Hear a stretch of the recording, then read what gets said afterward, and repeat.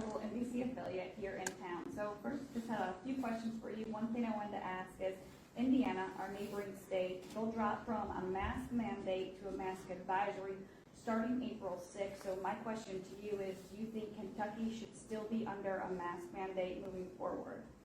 Well, I'm not second guess the governor's decisions on those. I think every state has had slightly different views, so I wouldn't give the governor of Indiana any advice either. And as far as the governor of Kentucky is concerned, I generally supported his decision on that. Okay. And then do you think Kentuckians and Americans should get a fourth round of COVID relief money? Well, I just said that I thought about 1/4 of what was recently done would have been appropriate for where we are now. And I am alarmed about the size of the debt. It's one thing to go into debt when you've got a 100-year pandemic, but you saw the president just yesterday in Pittsburgh recommending we're going to do it again. With a combination of massive tax increases on businesses and individuals and more borrowing to add even more to the $2 trillion national debt, I think that's a big mistake.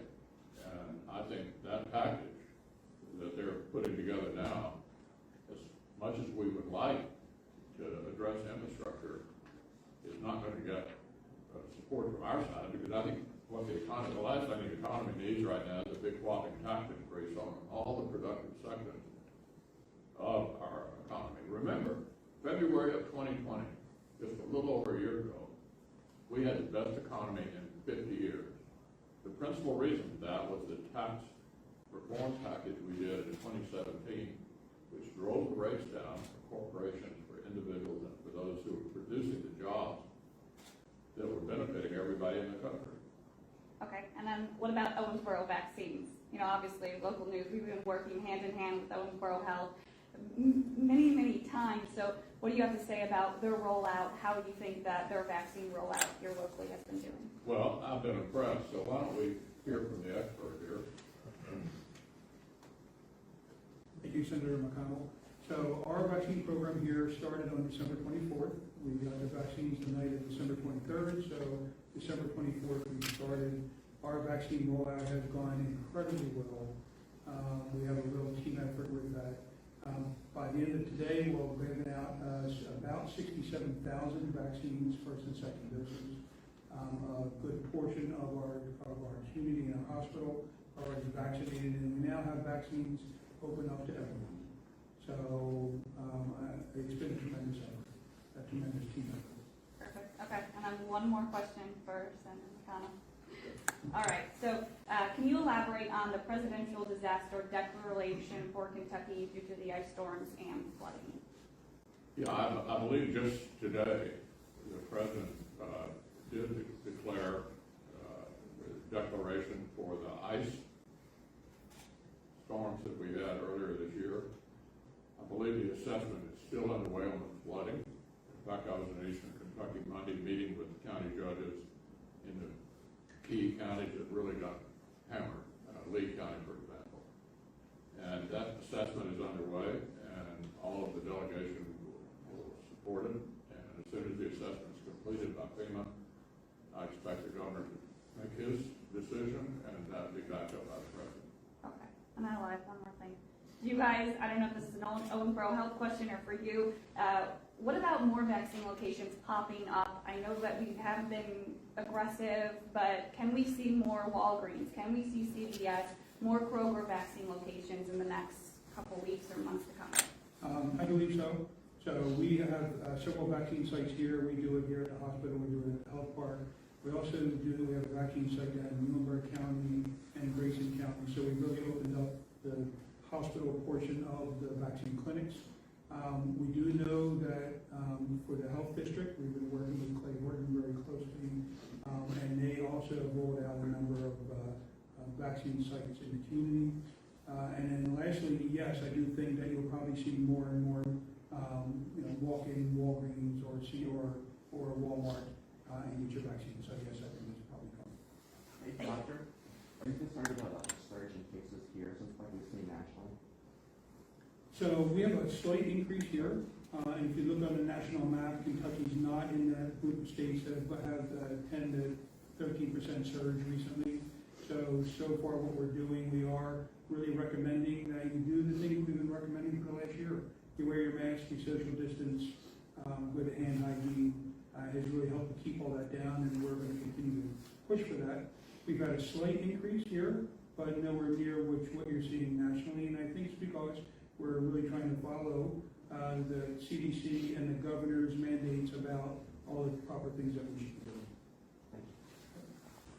And Senator McConnell, do you have an alternative to Biden's infrastructure plan? Oh, do you have an alternative to Biden's infrastructure plan? Yeah, just last year, when my party was still in the majority in the Senate, we had a bipartisan infrastructure package. It didn't involve massive amounts of debt and wouldn't seek to tackle every single infrastructure problem in the country. But you're either alarmed about the level of national debt and the future impact of that on our children and our grandchildren, or you aren't. So my view about infrastructure is we ought to build that which we can afford, and not either whack the economy with major tax increases or run up the national debt even more. This whole debate underscores, I think, the principal difference between the two parties. This new administration, and it's very, very narrow majority in the House, and it's 50-50 Senate, nevertheless, is bold and audacious. It involves principally two things: higher taxes and more debt. And what do you think of the new administration? How do you think he's doing? I know President Biden had a lot of ambitious goals coming in, especially for his first 100 days. Well, I like him personally. I mean, we've been friends for a long time. He's a first-rate person. Nevertheless, this is a bold left-wing administration. I don't think they have a mandate to do what they're doing. Admittedly, the president was not reelected, the previous president, but if you look at the results in Congress, a 50-50 Senate, and maybe a 3-vote majority in the House, I don't think the American people gave them a mandate to drive our country all the way to the political left. But they're not deterred by that, and they're going to try to do it anyway.